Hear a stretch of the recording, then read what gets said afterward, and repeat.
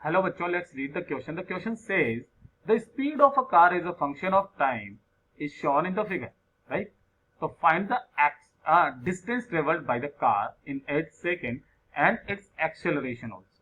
Okay, तो simple सा question है बेटा, ध्यान से देखिए। ग्राफ के अंदर आपको दिया गया है यहाँ पर 8 सेकंड में, तो ये 8 सेकंड में ये हम लोग यहाँ से ये बना लेते हैं, ये 8 सेकंड है और यहाँ पर इसकी जो स्पीड चेंज हो रही है वो 0 to 20 में चेंज हो रही है। ठीक है, तो सबसे पहले तो हम लोग क्या निकाल लेते हैं बेटा, एक्सेलरेशन निकाल लेते हैं, क्योंकि यहाँ पर क्या है बेटा, ये हमारा जो स्लोप है इसका कांस्टेंट है, यानी कि जो एक्सेलरेशन हो जाएगा ACCELE है ना, एक्सेलरेशन ए, जिसको हम लोग एवरेज एक्सेलरेशन भी कहते हैं, वो होता है हमारे पास में delta we by delta T. ठीक है, डेल्टा वी कितना है, वो 0 से 20 हो रहा है, यानी कि 20 minus 0 divided by 8 minus 0, it means कितना हो जाएगा 20 बाई 8।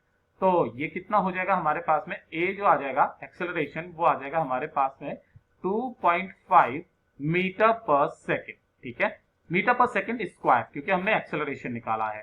तो ये एक तो हमारे पास में आंसर ये हो गया। ठीक है, अब जो सेकेंडली हमसे पूछा गया है तो डिस्टेंस ट्रेवल पूछा गया है, तो डिस्टेंस ट्रेवल में ध्यान से देखिएगा, डिस्टेंस है ना ट्रेवल्ड, तो डिस्टेंस ट्रेवल्ड हम लोग मान लेते हैं एस है, तो एस इज इक्वल टू कितना होता है, आपको बात पता है, UT plus half A T square, right.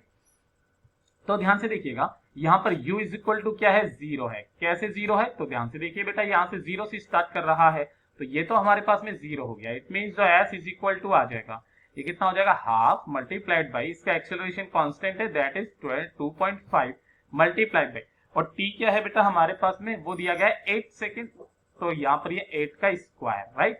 तो s इज इक्वल टू कितना हो जाएगा, 1/2 मल्टीप्लाइड बाई 2.5 मल्टीप्लाइड बाई, है ना, और ये कितना हो जाएगा 64, यानी कि कितना हो जाएगा, ये हो जाएगा 32 मल्टीप्लाइड बाई 2.5, है ना। तो ये s इज इक्वल टू जो आ जाएगा अप्रोक्सीमेट जो 32 यानी कि 64 और प्लस 16, यानी कि ये कितना आ जाएगा 80 मीटर। ठीक है, ये दोनों हमारे आंसर्स हो जाएंगे, ये लीजिए।